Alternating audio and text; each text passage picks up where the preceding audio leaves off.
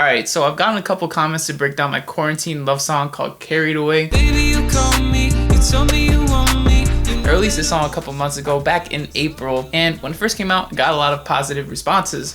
I mean, it's not like it's any different today. It's still getting really good responses, and I think a lot of people are really liking the song. It has over 1,000 streams on Spotify. Thank you guys so much. I really appreciate that. But would it surprise you if I said that I made this song in one day?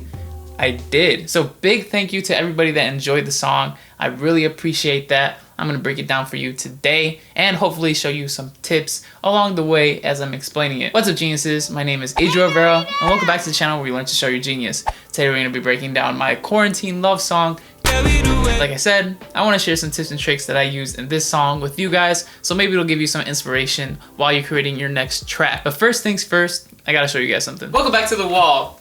We've talked about this wall multiple times on the channel. Now, as you know, there's usually stuff hanging down from this wall. Today, there's not, and you want to know why? Because what we need is a silver play button. And in order to make that point more clear, I wanted to explain to you that there is a new series on my channel, The Road to 100,000 Subscribers. If you're already subscribed, you might have watched some of those episodes. It's a little more of an entrepreneurial series, and I think a lot of people are going to benefit from it. So feel free to join the journey. Click the icon up here if you want to see the latest episode and also the rest of the series. I'm super excited to see where it goes, and I'd love to have you along on the journey as well. So if you want to see a silver play button up here, you want to be part of that journey, feel free to subscribe. I really appreciate all of you guys that do subscribe because we don't want this wall to be blank for too long. So the first thing I want to break down in this song is the chorus and how the song is arranged in general. So we have the song arranged in a verse, short chorus, verse, chorus, bridge, chorus manner. This is usually what most pop songs on the radio that you would hear use, except for the first chorus that comes up. Like I said, it's a short chorus. I have a chorus that goes for the length of 16 bars? Yeah, I think it's 16 bars. But for the first chorus, it only goes 8 bars. So it's a good short first chorus. When it comes to the chorus, I emphasize a lot of different parts of the song by changing the foundation specifically in the chorus. The chorus is the focal point of the song, and in a lot of songs, the chorus is what's being repeated all the time. It's what you want to remember, or what you want people to remember when they're listening to your song. So having a chorus that stands out against the rest of your beat is going to be really good in sticking in people's brains. So I like to think of the foundation sort of like the chords of the song. Basically, what you can hear during the verses that I'll show you right now is that the first 2 chords that you hear are the fingering of a G major 7th chord and a G6 on the 3rd fret of the guitar. This song includes guitar. I recorded it myself, and when you hear the guitar all by itself, you're gonna notice my imperfect guitar playing. However, I just want to show you what I mean exactly. So here's how the verse sounds like.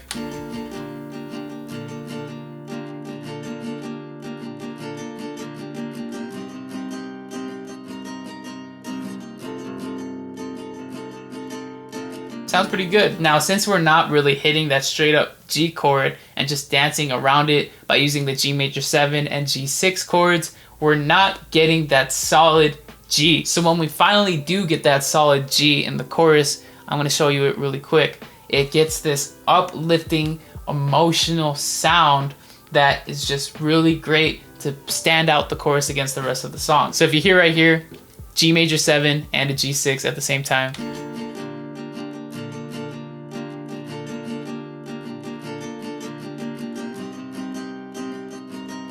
And then we're gonna come into the chorus right here, and you're gonna hear it's a G chord. So it's a lot more uplifting of a sound than the G major 7 and the G6 because it's on that solid G. And like I said, this is on the guitar, fingered on the 3rd fret. So it's not exactly a G, but that's what the fingering is. Somebody's launching fireworks or something because I hear a whole bunch of boom outside, and that's so annoying. I'm trying to record right now. So sorry if you hear that stuff. My gosh, it's not the 4th of July yet. It's only July 1st. For me, at least. So one thing I decided to do to add to that uplifting sound of the chorus is I added some strings. Now, I've always thought of strings as this really epic, uplifting sound, mostly when I hear orchestras or things like that. I love hearing those strings because it really builds up and builds up and builds up, and that's why a lot of my songs include strings, like 2020 Vision. The outro of my album, Music Therapy, has strings because it's a very emotional song. And the song that I'm working on right now, that I'm not going to explain to you guys yet, I'm really excited to show you when it's going to be done though. It's a huge collaboration, it's going to be exciting. That song includes strings at the end of it, and it's really, really cool. It sounds amazing. So adding strings to the chorus where the focal point is all this power, all this uplifting feeling, I thought it was perfect to put strings in here. So if we listen to it with strings,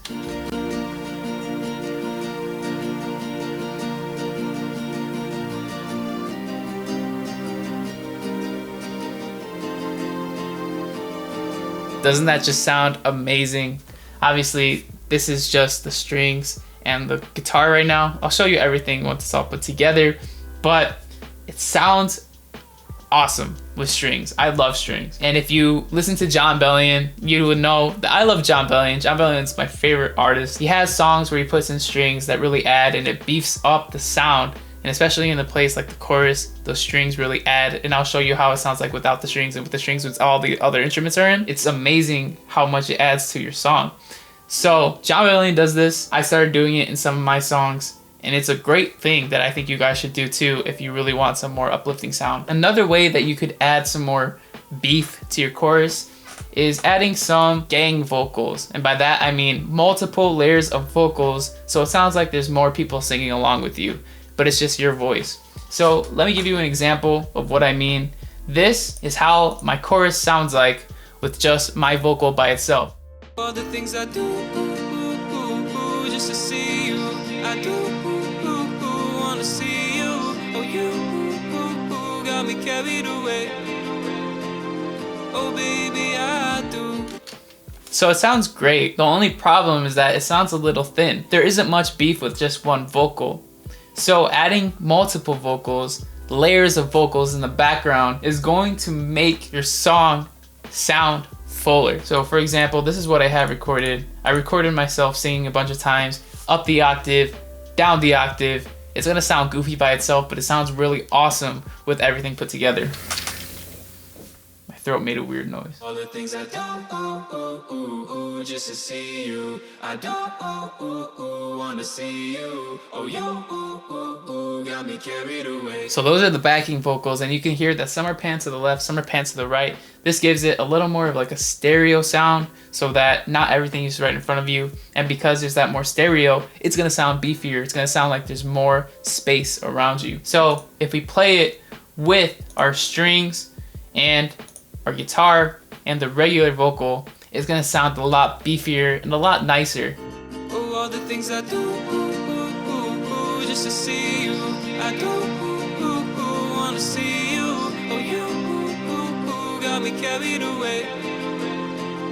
And I probably could have boosted the level a little bit more so that it's more apparent in the song, but in the background, it's nice, it sounds good, and it gives it a little more beef. If you want it to be more present, you would obviously bring the level up so that you hear it more, but it's a good way to add to your song. And then another thing that I did right here that you heard was a radio delay effect. So I made this video all about delay, which you can check by clicking the eye icon up here. It's a really great video. It's all about delay, and the way I do delay, I've never seen anybody else do delay. So it's like this thing that I came up with that I'm super proud of, and I don't know if anybody else does it, but I do it. So if you want to check that out, click up there, learn my secrets. So this radio delay effect, which you can learn, like I said, by clicking the eye icon, is this really cool effect that really only happens after certain words in the chorus. So as you can hear, Just to see you. I do. Here, let me solo the vocal so you hear it better. Just to see you. I do wanna see you. Oh, you got me carried away. Oh, baby, I do. And it sounds really great. It's a little effect added on so that when the rest of the chorus comes in, it's very distinct and it's a nice little extra effect. So really quick, let's see how it all sounds like together. You're gonna love this. Just to see you. I do wanna see you. Oh, you got me carried away. awesome. So, like I said, I'm gonna mute the strings so you can hear the difference in power that the strings add. The strings add a lot. So the strings are muted right now. Take a listen to how that sounds like.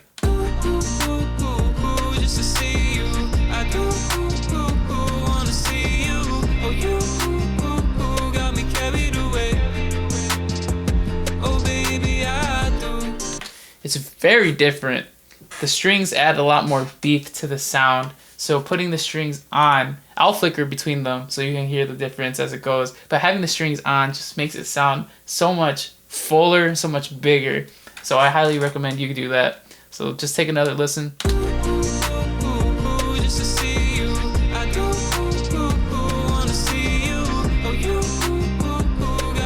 What do you think? I think it sounds better with strings. So next I want to talk about the bass line. Not too long ago I made a video all about bass lines, which you can check by clicking the eye icon up here. It's a great video. I think there's a lot of great tips for you.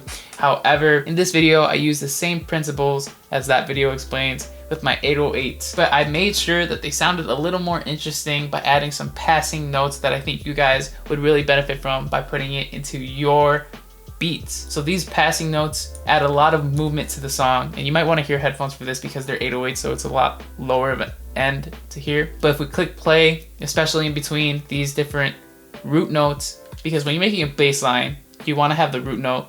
That makes good bass lines. And in between the root notes, I have these passing notes, which I'll show you right now. And these passing notes add more movement to the song so that it's not straight just root notes all the time, because root notes sound good, but having root notes all the time, it's going to get a little boring at certain points. So making sure that you always, not always, but sometimes add a little bit of movement by adding in these passing notes, it's going to make it sound a lot more interesting. So here's how the bass line sounds like.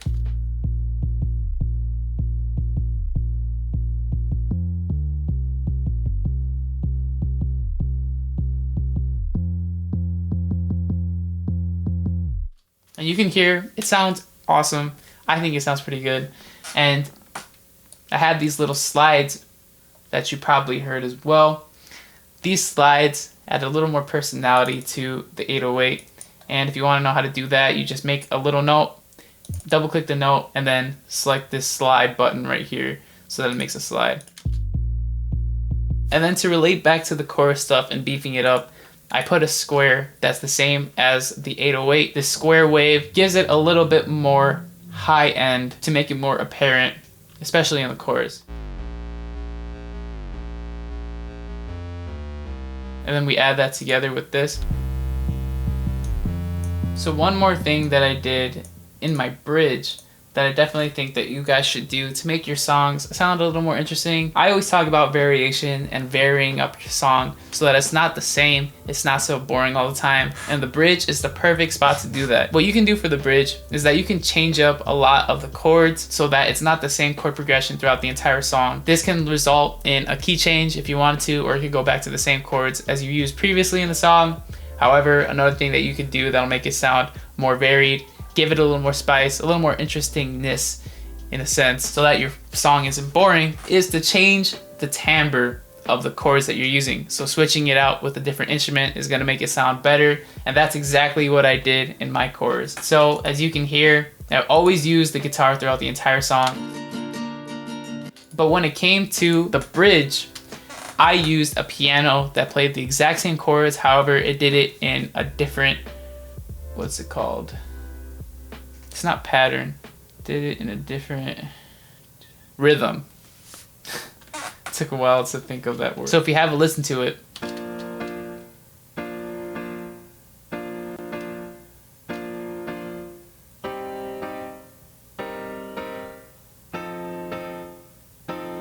We have that really compressed piano sound. It's that really harsh poppy sound for that piano, and along with that I added in a bass line that's also piano, so playing it together sounds like this.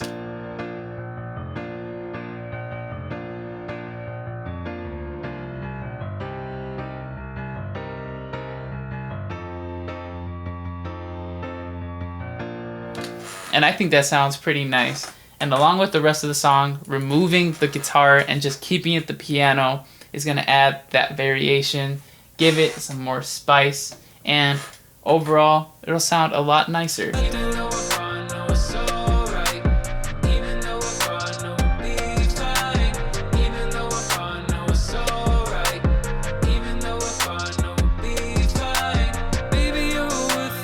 Another thing you might have noticed while listening to the bridge is that in the background I have these gang vocals like I did before in the chorus. However, these are all by themselves, and when you listen to it, even though if I know it's alright, even though if I know it'll be fine, sounds pretty good. However, since I have this main vocal that comes in the second half of the bridge, I wanted to continue the gang vocal throughout the entire bridge, but having it together, let me just move this to see if I can show you. Having it together with the gang vocals is gonna overpower the regular vocals. So what I did was I automated the gang vocals so that the level was not the same throughout the entire song. And when starting off in music production, one thing that I always did was I maintained the same level for each instrument throughout the entire song without automating the level at all. And even though this is good for mixing and stuff like that, your song's not the same volume throughout the entire thing. Don't be afraid to automate your levels.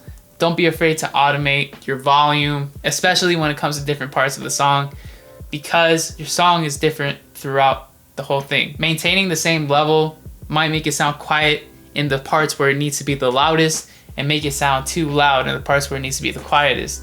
So obviously you want to mix it so that it's the best point that it could be in level. However, if there's certain things that you just need to boost that level, don't be afraid to automate it. Yes, it might be a little tedious of a step to add some automation, but automating it is gonna make it sound 10 times better. And overall, our goal is to make our music sound great. So here's how it sounds like without the automation. And if you listen, the main vocal is crowded out too much by the gang vocals. Baby, with all of the way through the storms of April, you're a sunny day. But if we automate it so that the gang vocals are at a lower level and the main vocal is in the forefront, it sounds a lot nicer and it's a lot better of a sound. I kind of just repeated myself.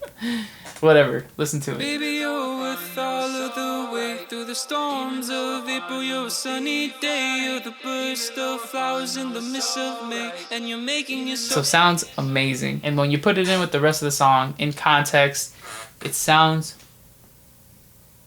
amazing. Baby, you're with all of the way through the storms of April, you're a sunny day, you're the burst of flowers in the mist of May, and you're. Sounds pretty good, doesn't it? Now you might have heard there too, from the bridge, I ease into the last chorus by dropping everything besides the guitar and the vocals. Now the reason I did this is, again, to have more variation in the song, but because it's so, I guess, different in the bridge, it's not super different from the rest of the song, but it is the most different, I would say, from the rest of the song. Easing back into the regular chorus and throwing in a bunch more instruments in the regular chorus is gonna be easier if we just drop out some of those sounds and leave the guitar, because we left the guitar to go into the bridge, but now we're coming back in. So it kind of just eases in by removing all the instruments, keeping the regular verse, keeping the chorus, and then also keeping the guitar. So if you have a listen to that.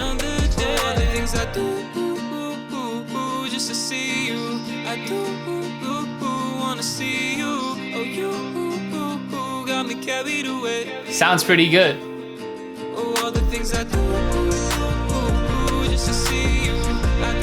And then another thing too is that since you have that silence, I guess, for the first half of the last chorus, when all the instruments come in, it's a more powerful sound, a more powerful feeling. So that build up really ends up adding up and it just sounds pretty good. So thank you guys so much for watching. I really appreciate it. Hopefully these tips helped you out a lot. It was really fun making this song, and I think you guys are gonna have a lot of things to add now that you've heard the song or have seen what I've broken down. I should explain.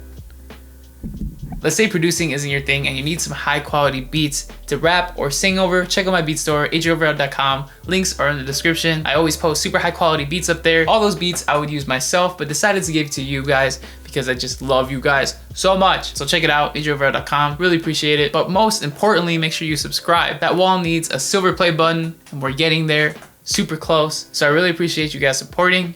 Means a lot to me. Stay safe out there. Eat a lot of oranges, especially in these times. And most importantly, don't be afraid to show your genius. Baby, you call me, you tell me you're lonely. You know that I get you, but I've been so